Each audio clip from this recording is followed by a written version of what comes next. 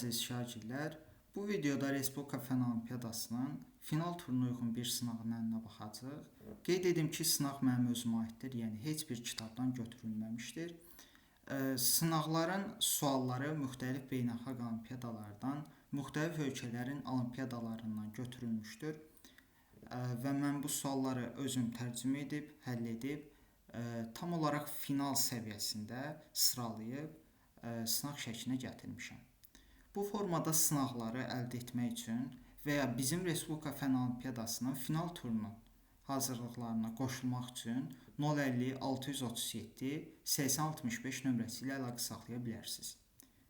Həmçinin qeyd edim ki, bizim hazırlıq dərslərimizdə bu formada sınaqlar həftədə ən az bir dəfə olmaq şərti ilə sizlərə işlədiləcək və həlləri isə sizinlə paylaşılacaq.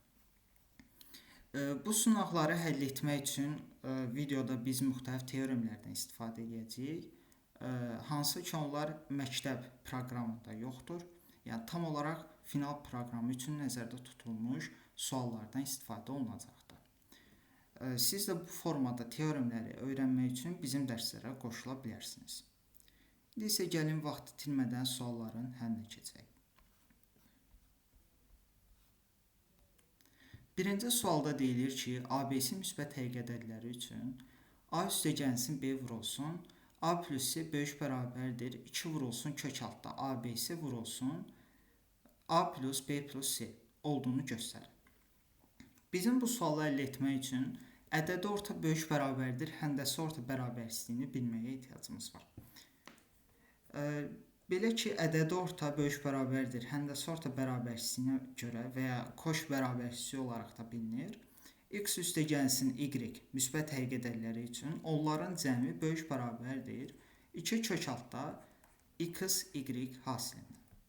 Bunun isbatı isə çox sadədir. Əgər 2 kök altda X, Y-i digər tərəfə atsam, kökdə X sıxılsın kökdə Y-in kvadratı əldə etmiş olaram. Hansı ki, bu da 0-dan böyük bərabərdir. Yəni, bizim bərabərsizliyimiz doğrudur. Bu sualı əldə etmək üçün də bu iki ifadəni bir-birinə vurub açacağam. Alınacaq A kvadrat plus AC plus AB plus BC. Düzüm. İndi isə mən bu üç ifadəyə bir X kimi baxacağam. Bu ifadəyə isə bir Y kimi baxacağam. Onda ədədi orta böyük bərabərdir. Həndəsi orta bərabərsizliyinə görə bilirəm ki, bu iki ədədin cəmi böyük bərabərdir 2 kök altda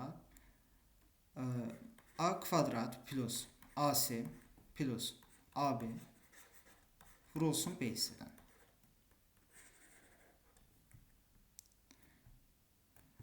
Bu isə elə bizə lazım olan ifadədir. Yəni, 2 kök altda ABC vurulsun A plus B plus C.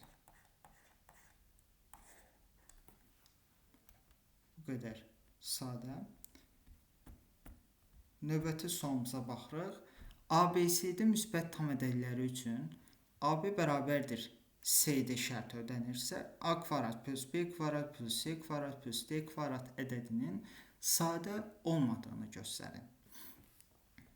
Biz bu bərabərlikdən A-nın C-yə olan nisbətinin D-nin B-yə olan nisbəti olduğunu görə bilərik.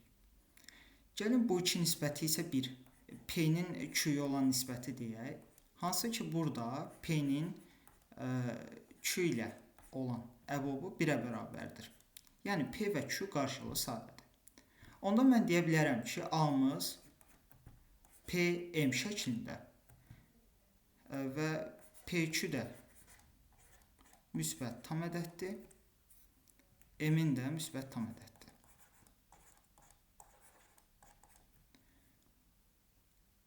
A bərabərdir PM desəm, onda C-miz ona uyğun olaraq Q M olmalı olacaq. D-yə də bir biz P-in desək, bizim B-miz olacaq PM. Daha doğrusu QN. Düzümü? Elə bil bunun altına üstünü enə vurmuşam. Onda A kvadrat, B kvadrat, C kvadrat, D kvadrat cəmi olacaq.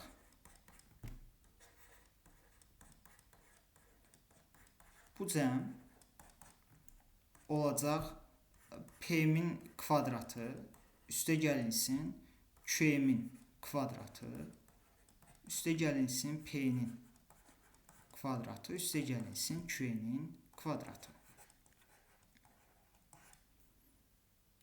Buradansa biz bu ifadənin m kvadrat plus n kvadrat vurulsun p kvadrat plus 2 kvadrat olduğunu görə bilərik. İndi isə m-in p2-nün müsbət tam ədəd olduğunu bilirəm deyə bunun minimum qiyməti 1,1, bunun da minimum qiyməti 1,1 deyə bu ikisi də, bu da 2-dən böyük bərabərdir, bu da 2-dən böyük bərabərdir. 2-dən böyük bərabər 2 müsbət tam ədədin hasilinin isə sadə olmadığı aşkardır. Növbəti sualımıza baxırıq. Göstərin ki, 1 üstə gəlinsin 1/2 üstə gəlinsin 3/1 üstə gəlinsin 1/n ədədi n böyükdür 1 tam ədədi üçün heç vaxt tam ədəd deyil. Bu sualı həll etmək üçün bizim Bertrand teoreminə ehtiyacımız var. Dediyim kimi bu teoremlər bizdə məktəb proqramında yoxdur. Yəni final səviyyəsində hazırlaşmaq üçün bu teoremləri öyrənmək lazımdır. Bunları da öyrənmək üçün bizim dərslərə qoşula bilərsiniz. Bertrand teoreminə görə istənilən A müsbət tam ədədi üçün müsbət A böyükdür 1 müsbət tam ədədi üçün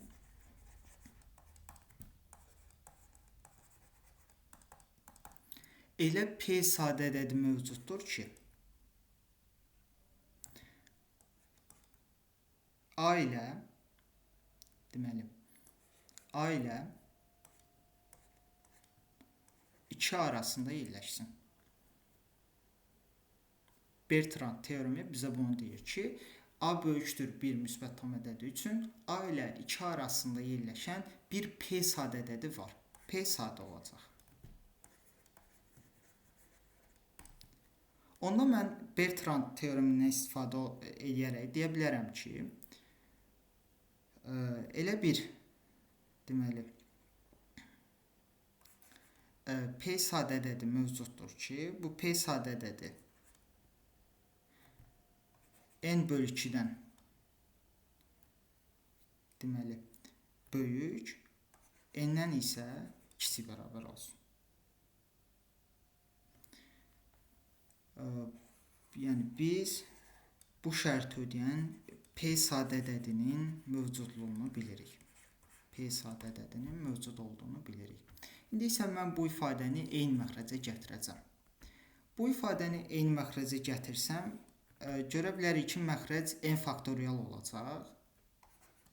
Yuxarıda qalan ifadələrimizi isə mən n faktorial böl 1 üstə gəlinsin n faktorial böl 2 üstə gəlinsin n faktorial böl n şəklində yaza bilərəm. Gördüyümüz kimi, əgər bu ifadə doğrudan da tam ədəddirsə, deməli bu ifadə n faktoriala bölünməlidir. Və təbii ki, p də n-dən kiçik bərabər deyə p sadə ədədi. Bilirik ki, n faktorial p sadə ədədinə bölünür. Yəni p sadə ədədi n faktorial bölür. Deməli aşağıda p vuruğu var. Əgər yuxarı n faktoriala bölünürsə, deməli p-yə də bölünməlidir. Yəni bu ifadə p-yə bölünməlidir. Və p-miz n/2-dən böyük olduğu üçün mən deyə bilərəm ki, 2p-miz böyükdür n-dən. Düzdürmü? 2p-miz n-dən böyükdürsə, əgər 2p-miz n-dən böyükdürsə, onda bu aralıqda baxın, 1-dən n-ə kimi p-yə bölünən yeganə də p ilə özü olacaq. Çünki P-dən sonra P-yə bölünən ikinci ədəd 2P-dir və 2P bu hissədə yerləşir. Aydındır. Bu aralıqda P-yə bölünən yeganə ədəd P ilə özüdür. İndi n faktorial böl 1. N faktorialın içərisində P var. Amma 1-in içərisində P yoxdur deyə bu ifadə P-yə bölünəcək. N faktorial böl 2. N faktorialın içərisində P var. Bunu 2-yə böləndə 2-nin içərisində P yoxdur deyə n faktorial böl 2-miz P-yə yenidən bölünəcək. Bu şəkildə davam eləsək, n faktorial böl A. A-mız əgər P-dən fərqlidirsə, dedik ki, P-dən başqa istənilən A P-yə bölünmür. Çünki yeganə bölünən P-dir.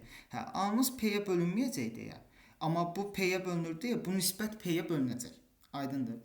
Yəni, qısacası buradakı bütün ədədlər P-yə bölünür. Birindən başqa. Həmin ədəd hansıdır? N faktorial böl P-dir. Çünki n faktorialın içərisində bir dənə P var. Bir dənə P var. Aydındır da. Çünki bu aralıqda P-yə bölünən bir ədəd varsa, n faktorialın içərisində də bir dənə P olacaq. Həmin P də bu P ilə ixtisar gedəndə alınan ifadənin içərisində P vurğu olmayacaq deyə, yalnız və yalnız bax bu ifadə P-yə bölünməyəcək. Qalan bütün cəm B-yə bölünəcək. Onda bu P-yə bölündü. Bu P-yə bölündü. Hamısı P-yə bölündü. Bu bir dənə bölünmədi və bu da bölündüsə, əgər mən bunu çıxsaydım, yerdə qalan ifadələrin hamısı P-yə bölünür deyə cəm də P-yə bölünəcəkdir və üzərinə bu ifadəni gələndə, bu P-yə bölünmür deyə alınan ifadə P-yə bölünməyəcək. Yəni, biz qısacası deyə bilərik ki, belə bir P sadə ədədi mövcuddur və bu P sadə ədədi üçün məxrəc P-yə bölündüyü halda yuxarıdakı ifadə P-yə bölünmür. Deməli, bu nisbət də tam ədəd ola bilməz. Çünki əgər bu nisbət tam ədəd olsaydı, aşağını bölən istənilən ədəd yuxarını da bölməli idi ki, deməli, nisbətdən alınan ədəd tam ədəd olsun. Deməli, Bertrand teoremi ilə biz isbat elədik ki, bu ədəd heç vaxt tam ola bilməz. Növbəti sualımız da maraqlı bir kombinatorika sualıdır. Sonlu sayda nöqtələrdən ibarət S çoxluğu üçün, baxın, sonlu sayda deyir, bu çox önəmlidir. Sonlu sayda nöqtələrdən ibarət S çoxluğu üçün S çoxluğundakı hər hansısa iki nöqtədən keçən xətt bu çoxluqdakı üçüncü bir nöqtədən keçməlidir. Buna görə bütün nöqtələrin bir düz xətt üzərində olduğunu göstərin deyibdir. Əgər deyib ki, S çoxluğunda sonlu sayda nöqtə varsa, bu şərtdə ödənirsə, onda bütün nöqtələr bir düz xətt üzərindəymiş. Gəlin uşaqlar, biz əksin fərz edək. Tutalım ki, bütün nöqtələr bir düz xətt üzərində deyil. Yəni, bu şəkildə nöqtələr var, hansı ki, bizim şərtimizi ödəyir. Aydındır, bu şərti ödəyir. Həmin nöqtələrimizdən biri P olsun və bu nöqtədən keçməyən, indi əgər bütün nöqtələr bir düz xətt üzərində deyilsə, onda bu nöqtədən keçməyən bir düz xətt var da ən az. Düzdürmü? Çünki belə bir düz xətt olmasaydı, deməli bu nöqtədə bunun üzərində yerləşir. Deməli, bütün nöqtələr bir düz xətt üzərindədir. Amma biz fərz elədik ki, bütün nöqtələr bir düz xətt üzərində deyil. Əksini fərz edirəm və ziddiyyət alacağım.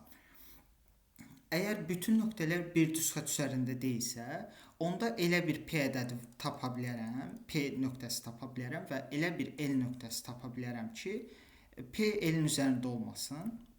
Və bu işarəni isə, baxın, bu işarəni isə P-dən həmin bu L xəttinə çəkilmiş hündürlük olaraq götürürəm.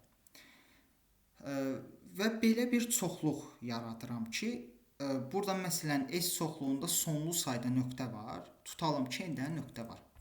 Hər bir nöqtə üçün hər bir nöqtəni götürürəm və ondan keçməyən bir xətti də tapıram və həmin nöqtədən ona çəkilmiş perpendikulyarın uzunluğunu bu şəkildə təyin edirəm. Bu şəkildə təyin edirəm. Təbii ki, bizdə nöqtələrin sayı sonlu olduğundan bu uzunluqların, bu perpendikulyarların sayı sonlu sayda olacaq. Sonlu sayda olacaq. Baxın, əsas isə buradadır. Biz bilirik ki, əgər bizim sonlu çoxluğumuz varsa, bu çoxluğun ən kiçik elementi olmalıdır. Aydındır. Sonlu çoxluğun ən kiçik elementi olmalıdır. Hansı ki, biz bunu sonsuz çoxluq üçün deyə bilmirdik. Amma sonlu olduqda bəli, deyə bilərik ki, sonlu bir çoxluqda ən kiçik bir element olmalıdır. Bu uzunluqların ən kiçiyi, bax, P elcüt olsun. Yəni, dedik ki, istənilən xəttlə nöqtəni götürüb arasındakı perpendikulyarların uzunluğuna baxırıq. Bu perpendikulyarların ən kiçiyi bax bu ikisi olsun. Yəni P nöqtəsi ilə L xətti arasındakı perpendikulyarın uzunluğu ən kiçik iki belə deyək, nöqtə və xətt arasındakı ən kiçik məsafə olsun. Deməli, P-dən L düz xəttinə bir perpendikulyar çəkirəm. Həmin perpendikulyarımızın oturacağı olsun F nöqtəsi. Və mən bilirəm ki, bu düz xəttin üzərində ən az 3 dənə nöqtə yerləşir. Niyə? Çünki hər hansısa 2 nöqtədən keçən xətt bu çoxluqdakı 3-cü bir nöqtədən keçməlidir. Deməli, bu xəttin üzərində ən az 3 dənə nöqtə var. Həmin nöqtələrimiz A, B, C olsun.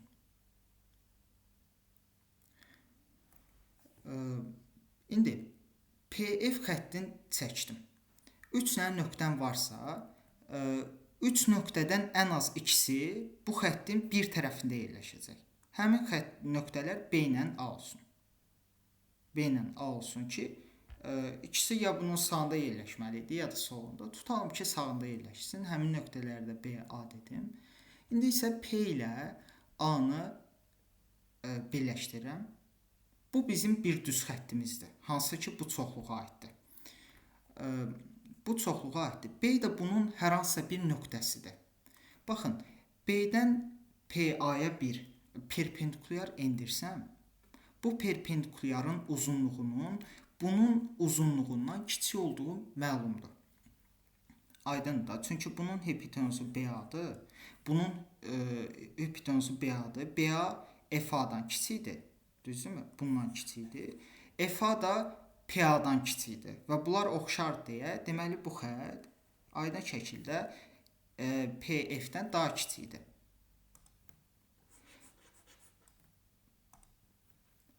Amma bu xətt bizim şərtimizi ödəyən xəttlərdən biri idi. Hansı ki, bu çoxluqdakı hər hansısa bir nöqtədir və bu nöqtədən keçməyən hər hansısa bir xəttdə perpendikulyar çəkmişəm. Aldıq ki, bu xətt bundan daha kiçikdir. Amma biz fərz eləmişdik ki, bizim şərtimizi ödəyən ən kiçik xətt bu olsun.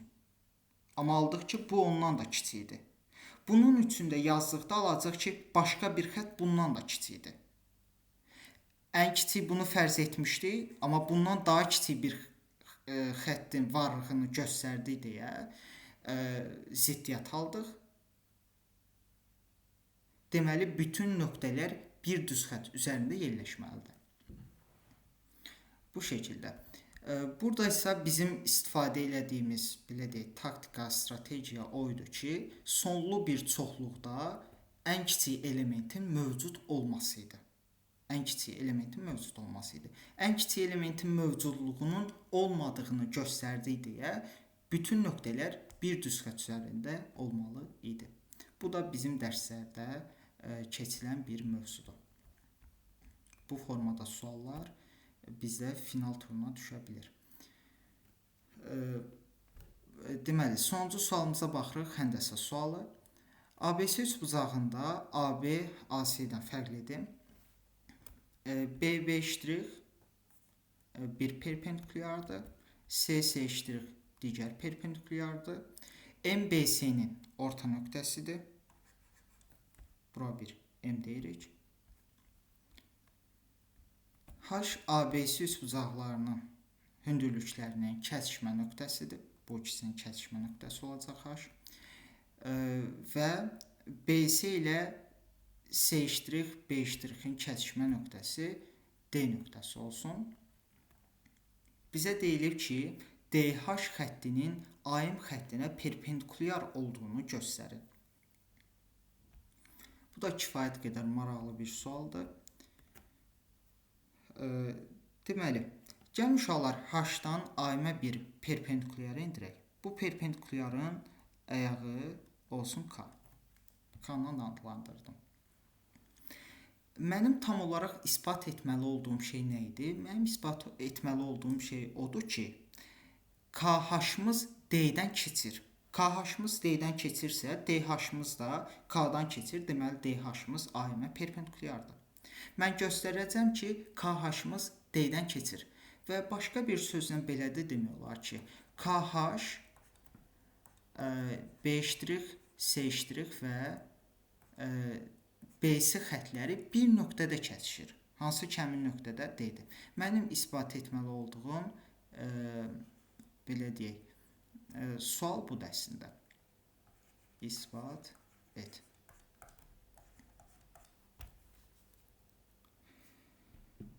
İlk öncə uşaqlar, biz görə bilərik ki, bu bucaq 90 dərəcədir, bu bucaq 90 dərəcədir. A, B', H, C dördbucaqlısının qarşı bucaqları cəmi 180-da bərabərdir. Bunun xaricindən bir çevrə keçir. Həmçinin A, B', H, K dördbucaqlısının da qarşı bucaqların cəmi deməli 180-dır deyə, deməli, bunun da xaricindən çevrə keçir və biz deyə bilərik ki, bax, bu 5 dənə nöqtədən bir dənə çevrə keçir. Bunu dedik. Burası aydındır. Digər tərəfdən də biz buranın 90 dərəcə, buranın 90 dərəcə olduğunu və bunun da BC qövsünə baxdığını gördüyümüz üçün deyə bilərik ki, həmçinin C, B, C', B' nöqtələrinin də xaricindən bir çevrə keçir.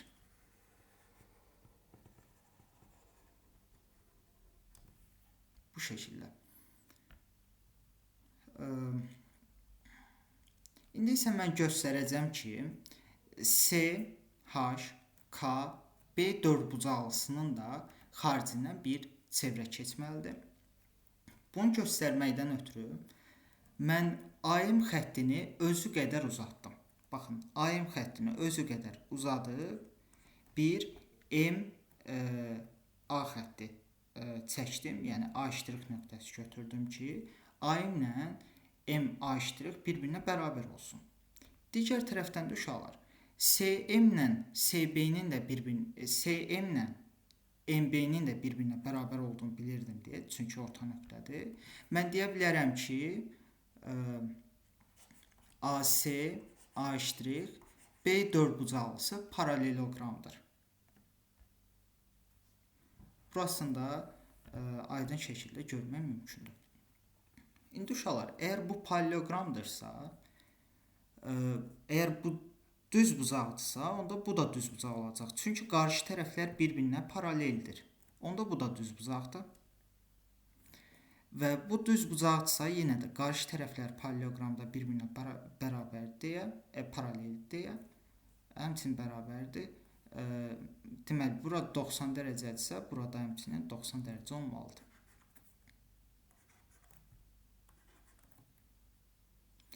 İndi, bura 90 dərəcədir.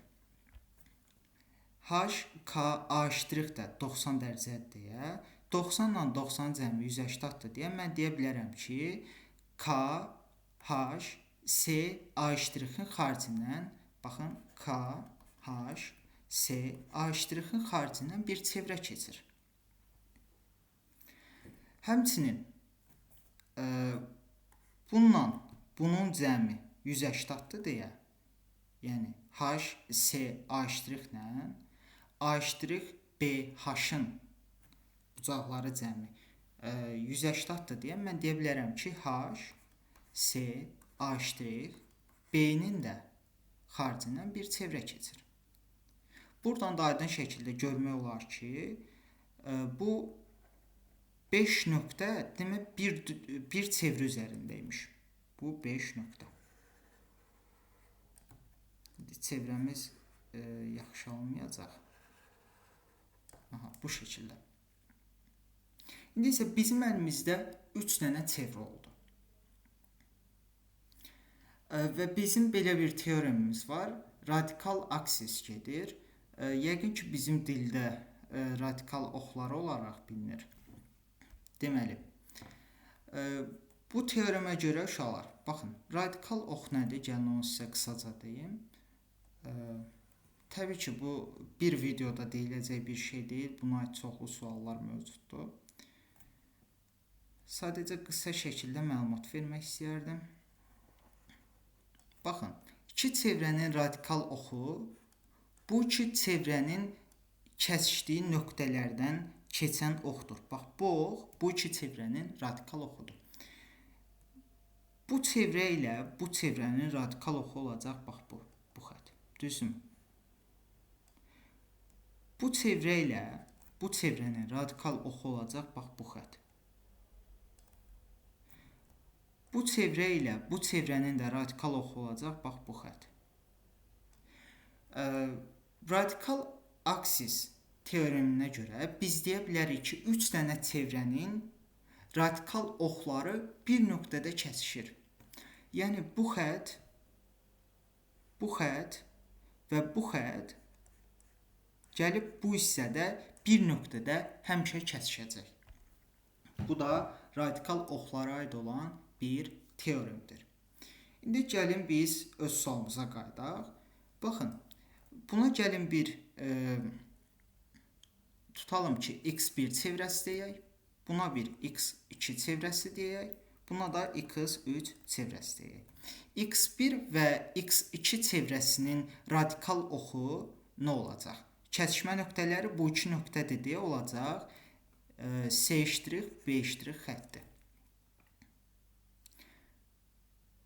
Sonra x1 ilə x3 çevrəsinin radikal oxu olacaq. Baxın, bu iki nöqtədə kəsişir deyə. Radikal oxu olacaq KH.